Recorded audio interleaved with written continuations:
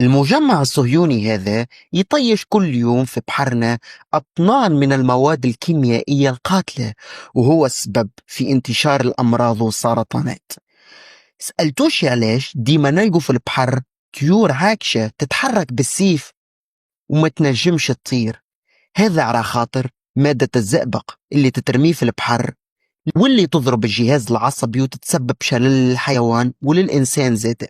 معروف في حومتي لبرشا ناس عندها هشاشة العظام، اللي يطيح يتكسر.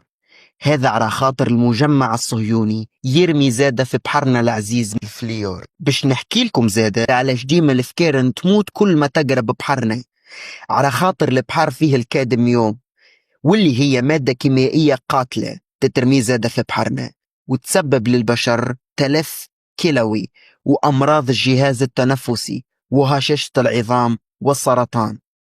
هذا جزء صغير من التلوث، والكارثة الكبيرة ما زلت ما حكيتش عليها وقليل اللي يعرفوها.